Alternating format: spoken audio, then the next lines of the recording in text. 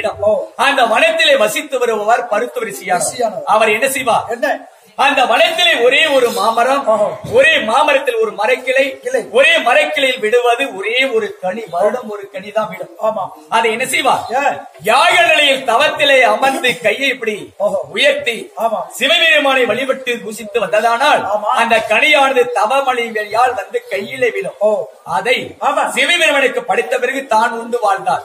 அத்தன்மையாக கனி இருக்கும் சமயத்தில் தவத்தில் இருந்தார் ரிஷியானவர். ஆனால் வழியாக செல்லும் போது என் தாய் தேவகி அம்மன் அந்த கனியை பார்த்து விட்டார். கனி வேண்டும் என்று அண்ணனிடம் கேட்க அண்ணனாய கம்சுபோரன் கனியை பறித்து கொடுத்தார். தாயானர் புசித்து விட்டார். உடனே எழுந்தார். என்ன இது ஆச்சரியம்? என்றும் நடக்காத ஆச்சரியம் என்று நடந்திருக்கிறது. கனி வரவில்லையே கைலாயநாதா என்று கண்விழித்து பார்த்தவுடனே நடந்தது ஆச்சரியம். யார் இருக்கிறார்? தாய்மார்களும் தந்தையாக வசுதேவமூர்த்தியும் அரசனாய கம்சுபோரனும். என் மாமனுக்கு கொஞ்சம் திமிரு அதிகம் இல்லையா? பெரியவர் முதியவர் தவத்திலே உயர்ந்தவர் கேட்கிறார். தகுந்தது ஒரு பதில் சொல்லி இருக்கலாம். என்னவென்று, ஐயா அரச பூமாலை பூமதியே, இவ்வழியாக வந்திருக்கிறீர்கள், இந்த கனியை யாராவது அரித்தீர்களா? அறியாததானே கேட்டார். அதற்கு அவர் என்ன சொல்லி இருக்கணும்? அரித்தேன் அல்லது அரிக்கவில்லை, பார்த்தேன் அல்லது பார்க்கவில்லை. ஆனால் இவர் என்ன சொன்னார்? அடே மடையானே, கனியும் பார்க்கவில்லை, இந்த முடியும் பார்க்கவில்லை, நீ யாரடா என்று கேட்டவுடனே கொடுத்தார் சாபம். உன் தங்கை தேவகிக்கு தானே படித்து கொடுத்திருக்கின்றாய். அதனால் உன் தங்கையுடைய வயிற்றில் 8 குழந்தைகள் பிறக்கும். 8வது குழந்தையால் கட்டாயம் மரண பிடி சாபம். அந்த சாபம் நேர்ந்து விடுமோ, இந்த குழந்தையால் அழிவு வந்து விடுமோ என்று அஞ்சினார். அதனால் தாய்மார்களுக்கும் தந்தைக்கும் சிறையிலே கைவிலங்கு கால் விட்டார். அங்கே அதற்காக வேண்டி நான் அங்கே பிறந்தேன். அப்படி பிறந்த உடனே நான் பேசினேன் என் தந்தையிடம். தந்தையாரே, வடமுதலை இங்கே என்னை விட்டதானால் மாமனாய கம்சுபோரன் என்னை கொண்டு விடுவார். அதனால் என்னை எடுத்துச் செல்ல வேண்டும். எங்கே? ஆயர்படையில் விட வேண்டும். ஆயர்படையில் யார் இருக்கிறார்? நந்தகோபனுக்கு யசோதையம்மனுக்கு ஒரு பெண் குழந்தை பிறந்திருக்கிறது. அந்த குழந்தையை கொண்டு வந்து இங்க விட்டு விடுங்கள். அந்த நேரத்திலே ஆள் மாறாட்டம். இப்ப நிறைய பேரு, நிறைய பெண்கள் என்ன செய்வார்கள்? காசுக்காக ஆசைப்பட்டு குழந்தைகளை தூக்கி எடுத்து சென்று விடுவார்கள். குழந்தை பிறந்ததானால் அந்த தாயானவள் என்ன செய்வார் தெரியுமா? மயக்க நிலையில் இருப்பார்கள். அதனால் மயக்கம் தெளியும் முன்பதாக குழந்தையை மாற்றி விட்டார்கள். நான் மட்டுமா பிறந்தேன்? எனக்கு முன்பு என்னுடைய அண்ணன் பிறந்திருக்கிறார். யாரு? ரோகிணி தாய் வயிற்றிலே பிறந்தவர் என்னுடைய அண்ணன் பலராமன். இருந்தாலும் ரோகிணி தாய் சிற்றனை தான் எனக்கு. எப்படி எனக்கு அண்ணனாக முடியும்? எனக்கு முன்பே 7 பேர் தேவகி வயிற்றில் பிறந்திருக்கிறார்கள். அதனால் நான் சிறியவன், அண்ணன் உயர்ந்தவன், பெரியவன். அப்படி இருக்கக்கூடிய சமயத்தில் பார்த்தவுடனே மதமாக அங்கே சென்று நான் வளர்ந்திருந்த போதிலும் நான் பிறந்தது ஒரு குளம், வளர்ந்தது ஒரு குளம். சொல்லுகிறேன் பாரம்.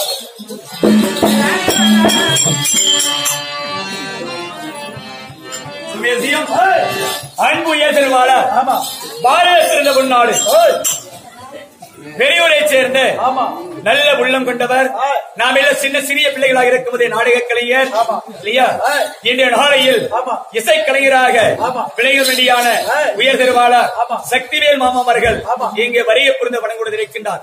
சந்திரன் இல்லா வானமும், தாமரை இல்லா தடாகமும், தந்தி நரம் இல்லா வீணையும், மந்தரி இல்லா வேந்தனும், மதகரி இல்லா சேனையும், 2 சனமில்லா மங்கையும் ஒன்றாகும் தானே என்று பெரியவர்களுடைய வாக்கு. இன்றைய நாளையில் பார்த்தவுடனே இசைக்கலைஞர் வெட்டி மாஸ்டராக உடனடியான உயர் திருவாளர் சக்திவேல் ஐயா அவர்கள் இங்கே வரைய புரிந்து வணங்குவதிருக்கின்றார். ஆண்டவர்களுக்கும் தன்மையானது இன்றைய நாளையில் பார்த்தவுடனே கண்ணோக்க விடவில்லா கடவுள் எவ்வாறு அத்தனையில் அமர்ந்திருக்கிறாரோ அதே போன்று பேசக்கூடிய ஒவ்வொருடைய மனதிலும் ஒவ்வொருடைய நாவிலும் இருக்கக்கூடியவள் கலைவாணி இல்லையா? சரஸ்வதி அம்மையார். ஏன் சரஸ்வதியின் கலைவாணிக்கு இன்னொரு பேர் இருக்கிறது? சரசு என்றால் நதி என்று ஒரு பொருள். அந்த நதியானது தடையில்லாமல் எவ்வாறு ஓடிக்கொண்டிருக்கிறதோ அதை போன்று உலகத்தில் அனைவர்களும் படித்துக் கொண்டிருக்கிறார்கள். அதற்காக வேண்டிதான் கலைவாணி அம்மையாருக்கு சரஸ்வதி என்று ஒரு பெயர் வந்தது.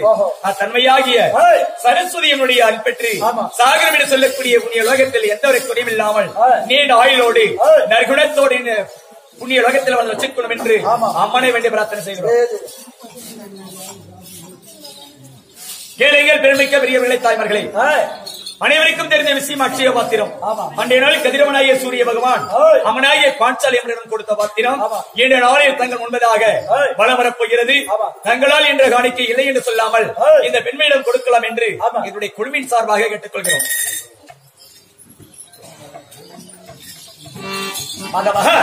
அந்த விதத்தை சொல்லுகிறேன்.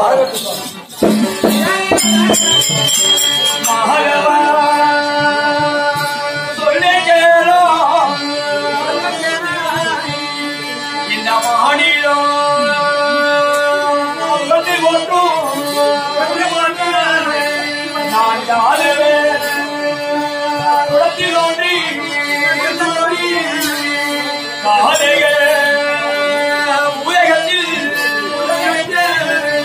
அருமைய வளர்ந்த காலை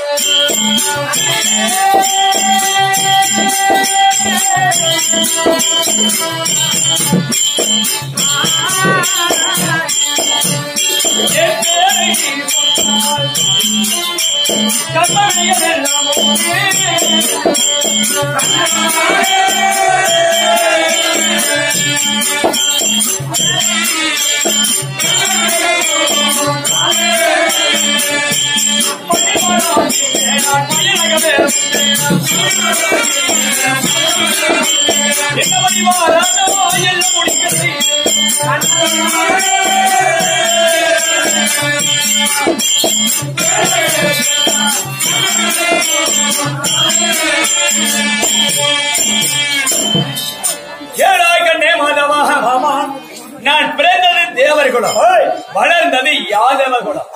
யாதவர்கள் என்றால் யாரு? ஏண்டா உலகத்தில் என்னை பார்க்கக்கூடிய மாநிலத்தில் ஜென்மமெல்லாம் என்னை கடவுளே ஆண்டவா கோவிந்தா என்று வருக்கு மனதிற்கேற்றவாறு என வணங்கி வருகிறார்கள். என்னுடன் இருக்கக்கூடிய மாதவனே என்னை கேவலமா பேசுறியடா. அப்படிதான் சொல்றேன், குரமம் தான் சொல்றாங்க. அதவா உலகத்தில் இப்பொழுது ஜாதி சண்டை தான் அதிகமாக இருக்குது. ஆனா எனக்கு கோபம்லாம் வராது. ஏன் கோபம் வராது? என்னுடைய ஜாதி குரும ஜாதி தான்.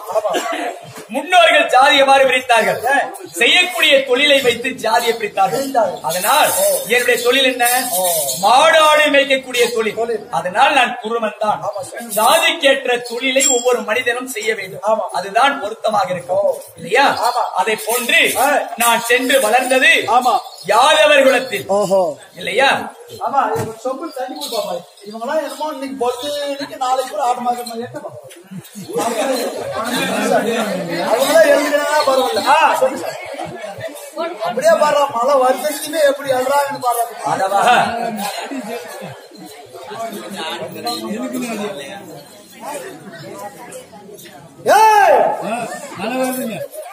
பலாசா யாரையும் ஆசாதீங்க. பலா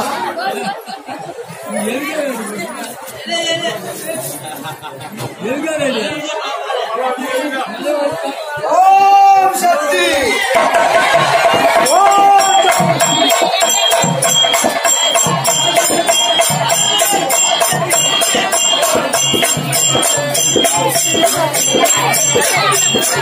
தண்ணி குடிச்சாம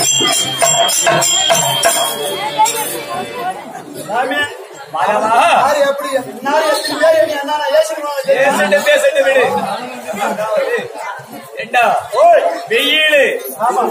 வெயில் வந்தா கூட பயப்படாத மக்கள், ஒரு துளி மழை வந்தாலும் பயப்பட எப்படா மழை வரும். ஆனால் அந்த காலத்தில் சொல்வார்கள் இல்லையா, எங்கே நல்லத்தங்களுடைய நாட்டில 12 வருடம் மழை இல்லை என்று. ஆனால் நமக்கு 15,000 வருடம் மழை வரலன்னா கூட ஒரு துளி தண்ணீர் நம்ம மேல விட்டதானா விழுந்ததானா அப்படியே ஏதோ விஷம் நம்ம மேல விழுந்த மாதிரி எழுவோம் இல்லையா? அதுதான் மனித பண்பு இல்லையா? அப்படி இருக்கும் போது ஆயப்படியிலே சென்று நான் வளர்ந்தேன். அப்படி வளர்கிற பொழுது யாருக்கு மகனாக வளர்ந்தேன்? நந்தகோபனுக்கும் யசோதையம்மனுக்கும் வளர்ப்பு பிள்ளைகளாக வளர்ந்தோம். நானும் என்னுடைய அண்ணன் வளராமன். அப்படி வளர்கிற போது நான் என்ன நாளில் ஏற்கனவே சொல்லியிருக்கிறேன், என்ன நாளில் பிறந்தவன்? அமாவாசையில் பிறக்கின்ற குழந்தைகள் எப்படி இருக்கும்? சரியான துடிக்குத்தனம் அதிகம், திருட்டு எண்ணம் அதிகம் உண்டு இல்லையா? உலகத்தில் இருக்கக்கூடிய பிள்ளைகள் எவ்வாறு வளருமோ அதை போன்று பல லீலைகளோடு நான் வளர்ந்தவன் இல்லையா? அப்படி வளர்கிற போது என்னுடைய தொழில் என்ன தொழில்? மாடாடு மேய்க்கும் தொழில். அப்படி இருந்தாலும் நான் சாப்பிடக்கூடிய பதார்த்தங்கள் என்ன? பால், நெய், வெண்ணெய் பாலு தயிர் மோரு வெண்ணெய் இதெல்லாம் எனக்கு அலாதி பிரியம். அப்படி பிரியத்தோடு சாப்பிட்டதாக இருந்தாலும் எங்கள் தாயான யசோதை அம்மா எங்களுக்கு கொஞ்சமாக தான் அதையெல்லாம் கொடுப்பாங்க. என்ன காரணம்? சிறிய குழந்தைகள் அதிகமாக சாப்பிட்டால் ஜீரண கோளாறு ஆகிவிடும் இல்லையா? அளவுக்கு மீறினால் அமிர்தமும் நஞ்சு என்று சொல்லுவார்கள். குழந்தைகளுக்காக என்று கொஞ்சமா கொடுப்பார்கள். ஆனா எனக்கு கோபம் அதிகம். என்ன காரணம்? இந்த பாலித்தீர் முறையில அம்மனுக்கு கொஞ்சமா கொடுக்கிறார்களே, எங்க இருந்தால் ஆகாது, எங்க இருந்தால் சாப்பிட முடியாது. என்ன செய்வேன்? ஆயர்படியில ரேப்பலின் ஒரு இடம் இருக்கு. அங்கதான் ஆயர் குல பெண்கள். ஆயர்கள் என்றால் யாரு? மோர் விற்கிற பெண்களுக்கு பெயர் ஆயர்கள். அவர்கள் வாழக்கூடிய இடம் வந்து ரேப்பலின் ஒரு இடம். அந்த இடத்திலே சென்று நான் அந்த பாலித்தீர் முறையெல்லாம் திருடி சாப்பிடுவேன். நான் திருடி சாப்பிடும் போது அவர்கள் எங்க இருப்பார்கள்? போயிடுவார்கள். அப்படி போகும்போது அந்த பாலித்தீர் முறை எங்க வச்சுட்டு போவாங்க? எட்டாது. நாங்களே சின்ன சிறிய பிள்ளைகள். ஆனால் அதற்கு ஒரு வழி செய்வேன். என்ன செய்வேன்? என்னுடைய அண்ணனை முடிய வைத்து கண்ணனாகிய நான் மேலே ஏறி அந்த பாலித்தீர் மோரை எல்லாம் அதிகமா சாப்பிட்டு அண்ணனுக்கும் மற்றவர்களுக்கும் கொஞ்சமாக கொடுப்பேன். இருந்தால் என்ன செய்வேன்? அந்த குடுவைகள் எல்லாம் உடச்சு வந்துடுது. அப்படியே வந்துடக்கூடாதா? ஏன்? அதுதான் துடுக்குத்தனம். அப்படி துடுக்குத்தனமாக இருந்தாலும் திருட்டு எண்ணம் அதிகம். என்ன எண்ணம்? பெண்கள் எங்கெங்கே குளிக்கிறார்களோ அங்கெல்லாம் சென்று மறைந்திருந்து அவர்களை பார்த்து ரசிப்பேன். உலகத்தில் பெண்கள் குளிப்பதை ஆண்கள் பார்க்க கூடாது. ஆனால் நானும் சின்ன சிறியவன் தான். ஆனால் நான் சென்று பார்ப்பேன். என்ன காரணம்?